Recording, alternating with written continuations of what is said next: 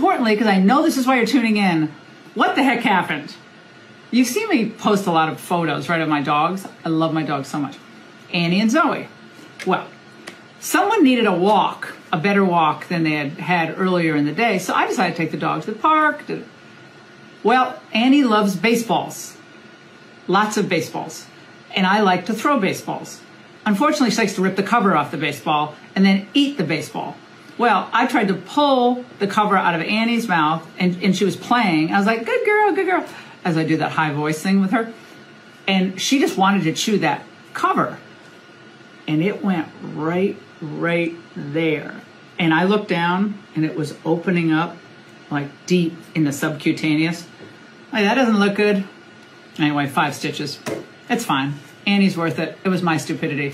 Okay, I'm just going to leave that there without any additional commentary. Bit by her own dog, Laura Ingraham. What a clown. Hello, sexy patriots. It is Wednesday, May 21st of 2025, and this is the very first episode of the Adam Parkhomenko Show. I'm your host, you guessed it correctly, Adam Parkhomenko. So let's get right into it, shall we? A spokesman for Defense Secretary Pete Pour Me Another Hegseth confirmed that the Department of Defense has officially accepted a $400 million luxury jet from Qatar in what is perhaps the single most corrupt transaction between a president of the United States and a foreign government in United States history. Just moments after it was announced, an NBC reporter asked Donald Trump about the plane in the Oval Office press conference, and Trump completely lost his mind. Let's take a look. A Qatari jet to be used as Air Force One. What are you talking about? What are you talking about? You know, you to get out of here. What does this have to do with the Qatari jet? They're giving the United States Air Force a jet, okay?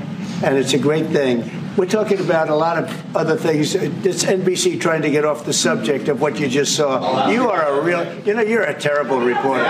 Number one, you don't have what it takes to be a reporter. You're not smart enough. But for you to go into a subject about a jet that was given to the United States Air Force, which is a very nice thing. They also gave $5.1 trillion worth of investment in addition to the jet. Go back. You ought to go back to your studio at NBC because Brian Roberts and the people that run that place, they ought to be investigated. They are so terrible the way you run that network, and you're a disgrace. No more questions from you. Go ahead. The press conference went downhill from there as the president of South Africa looked on incredulously before having to listen to some of Trump's incoherent rambles about how hard it is for white people in the former apartheid state. And you've probably already seen this one, but even though it just happened, it is already a classic. Yesterday, DHS Secretary Kristi Noem brought her MAGA energy to the U.S. Senate to justify to the Homeland Security Committee the DHS budget for next year. But she ended up, surprise, looking like a complete asshat and getting schooled by New Hampshire Senator Maggie Hassan. Let's take a look. So, Secretary Noem, what is habeas corpus? Well, habeas corpus is a constitutional right that the president has to be able to remove people from this country and suspend their right to. Let me stop you, ma'am. Habeas corpus, excuse me, that's incorrect. President Lincoln used it. Excuse me. Habeas corpus is the legal principle that requires that the government provide a public reason for detaining and imprisoning people. If not for that protection, the government could simply arrest people, including American citizens, and hold them indefinitely for no reason. Habeas corpus is the foundational right that separates free societies like America from police states like North Korea. As a senator from the live free or die state, this matters a lot to me and my constituents and to all Americans. So, Secretary Noem, do you support the core protection that habeas corpus provides, that the government must provide a public reason in order to detain and imprison someone? Yeah, I support habeas corpus. I also recognize that the President of the United States has the authority under the Constitution to decide if it should be suspended or not. It has never Let us be clear, though, it has never been done. It has never been done without approval of Congress. Even Abraham Lincoln got retroactive approval from Congress. Wowza. They say not to judge a book by its cover, but when it comes to Kristi Noem, she really is as dumb as she looks. Speaking of looking dumb, everyone's least favorite South African oligarch spent an awkward 30-ish minutes being interviewed by the unflappable Michelle Hussein from Bloomberg. Folks, there's so much nonsense in here, I might have to do a whole separate video on it. Elon is clearly spinning out as he gets further relegated to the backbench status in the Trump regime. And his companies continue to suffer from the insanity and inattention of their CEO. Watch him squirm talking about Tesla. Okay, let's just take it as Europe. What you are facing is a significant problem. This Tesla was an incredibly aspirational brand. People identified with it. They saw it as being at the forefront of the climate crisis. And now people are driving around with stickers in their cars saying, I bought this before we knew Elon was crazy. And there are also people who are buying it because Elon's crazy, or however they may view it. So yes, we've lost some sales perhaps on the left, but we've gained them on the right. The sales numbers at this point are strong, and we see no problem with demand. So what do you... And I mean, you can just look at the stock price. If you want the best inside information, the stock market analysts have that, and our stock wouldn't be trading near all-time highs if it was not. If things weren't in good shape. They're fine.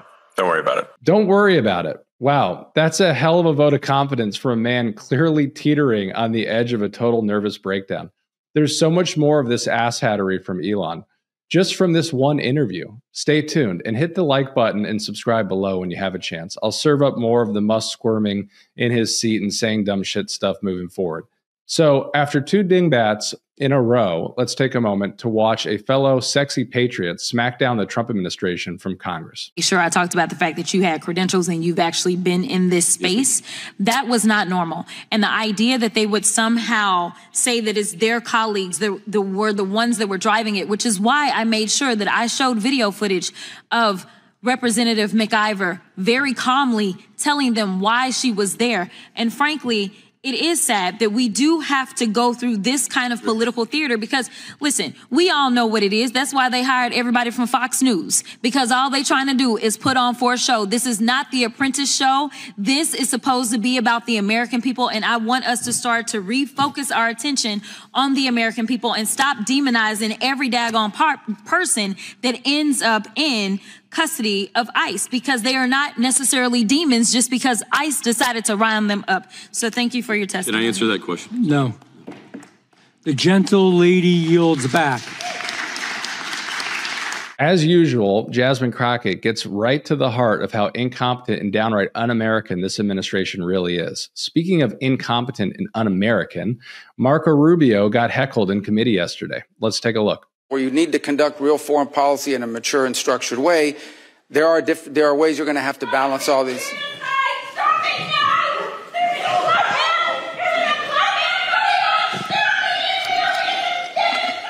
Actually, Senator Rubio, we're making progress. There's protesting in English now. Oh, remember that? Yeah. Remember last time.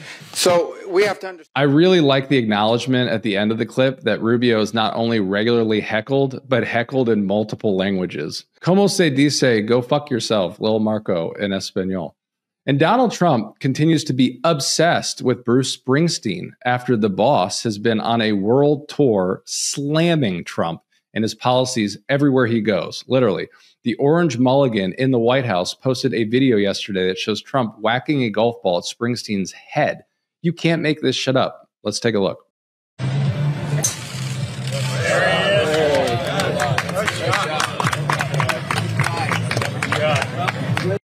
Listen, we can and should laugh at this shit because it is absolutely ridiculous in every single way, but it is worth noting that this is equally scary and not normal shit. Donald Trump is a fucking clown, but he's a dangerous one. And a dangerous fucking clown is actually a nice segue to our next clip. Actually, our next 2 clips.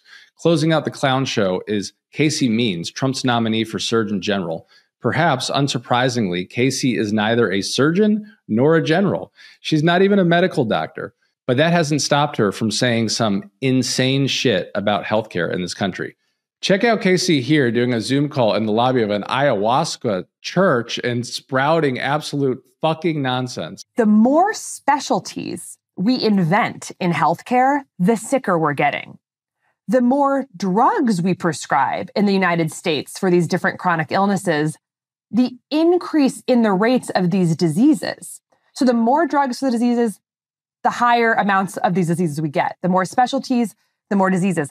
Literally, the more research that we publish on these diseases, the worse the diseases are getting. The more research we publish on these diseases, the worse diseases are getting? Huh? Yes, she really said that. You just heard her, just like me. But fear not, sexy patriots. Non-doctor Casey Means is acting as a divine being, so we're good. And just, you know, start to say no. Like we're not going to be acting in our health behaviors out of fear. We're going to be acting out of a deep knowledge that we're divine beings who want to make the most of this precious time we have as conscious beings. Okay, divine beings and sexy patriots, that's what I've got for you today. Remember to like, subscribe, and share because I'll be coming back to you with more videos like this on a regular basis. And really, thank you for tuning in. Don't forget to hit the like button. I'm Adam Parkhomenko. This has been the Adam Parkhomenko Show. I'll see you soon.